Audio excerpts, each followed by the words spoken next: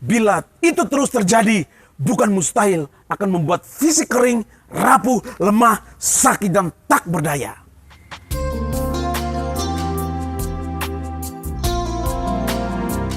Kejadian pasal 39 ayat 3. Setelah dilihat oleh tuannya bahwa Yusuf disertai Tuhan dan bahwa Tuhan membuat berhasil segala sesuatu yang dikerjakannya. Bapak, Ibu, saudara-saudari, sebelum lebih jauh, saya akan menjelaskan secara singkat mengenai kronologi tahap perjalanan kehidupan Yusuf. Tahapan yang pertama. Pada tahap ini, Yusuf berumur 17 tahun, ia menggembalakan kambing domba ayahnya. Di mana? Tercatat di dalam Kejadian pasal 37 ayat 2. Pada masa itu, pekerjaan yang sering dikerjakan oleh anak-anak ialah menggembalakan ternak. Kalau kita membaca di Alkitab tentang kehidupan sebuah keluarga, Alkitab sering menulis juga tentang pekerjaan anak-anak. Misalnya, Daud yang menggembalakan ternak ayahnya, juga Habel yang menggembalakan ternak. Sekarang tahapan yang kedua. Di tahap ini, Yusuf menempuh perjalanan 12 mil untuk menemukan saudara-saudaranya. Kejadian pasal 37 ayat 17. Serta berpisah dengan orang tuanya dan tidak lagi kembali ke rumah orang tuanya. Tahapan yang ketiga. Yusuf dimasukkan oleh saudara-saudaranya ke dalam sumur. Tahapan yang keempat. Di tahap ini, status Yusuf tidak lagi sebagai anak kesayangan ayahnya, tetapi statusnya berubah menjadi budak. Dan Yusuf dijual oleh saudara-saudaranya ke orang Midian juga sebagai budak. Berdasarkan konspirasi saudara-saudaranya, Yusuf dinyatakan hilang. Alkitab menjelaskan perpisahan ini sangat menyakitkan, sangat menyayat hati. Baik itu Yusuf sendiri, orang tuanya, juga saudara-saudaranya. Dan ia dijual oleh orang Midian ke Potifar juga sebagai budak. Tahapan kelima. Yusuf tidak hidup sebagai pembantu, melainkan sebagai budak di rumah Potifar. Sekarang tahapan yang keenam. Status Yusuf dari budak menjadi tahanan. Tempat para tahanan pada masa itu tidaklah seindah tempat tahanan di zaman modern ini. Di tahap ini, Yusuf benar-benar berada di puncak penderitaan yang sangat-sangat lengkap. Dari status sebagai anak kesayangan, turun menjadi budak. Dan sekarang menjadi tahanan.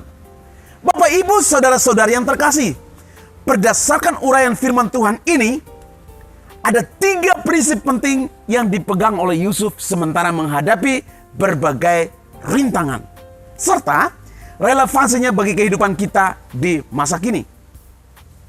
Bapak, Ibu, saudara-saudari, sekarang prinsip yang pertama, yaitu optimisme. Di prinsip pertama ini, optimisme adalah modal untuk bertahan hidup.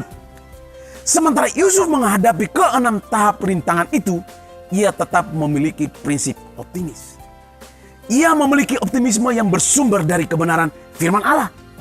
Itulah yang dapat menolong dirinya untuk melangkah maju serta menatap hari depan yang melimpah dengan janji Tuhan.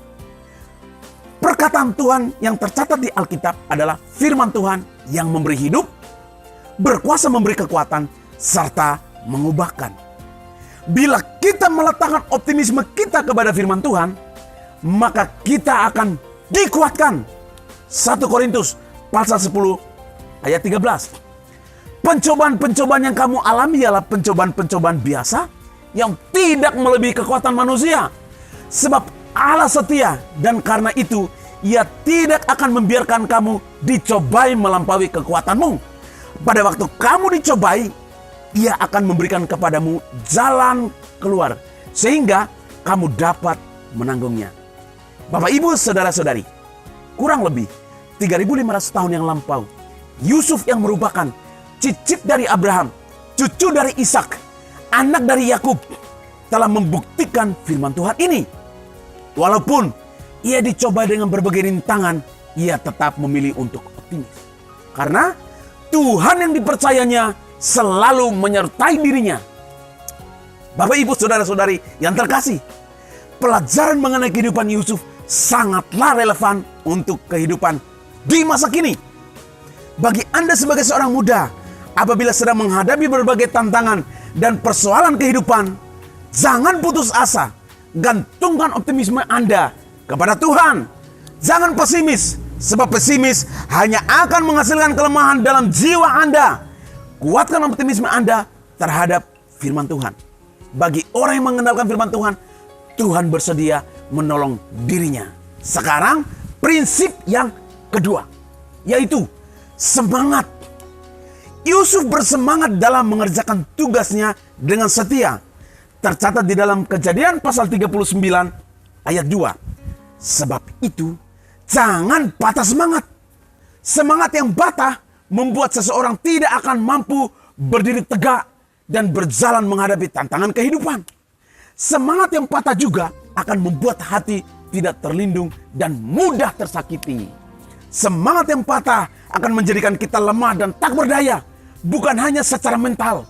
Bila itu terus terjadi, bukan mustahil akan membuat fisik kering, rapuh, lemah, sakit, dan tak berdaya.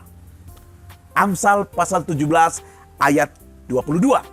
Hati yang gembira adalah obat yang manjur, tetapi semangat yang patah mengeringkan tulang. Orang yang semangat akan mampu menanggung persoalan demi persoalan.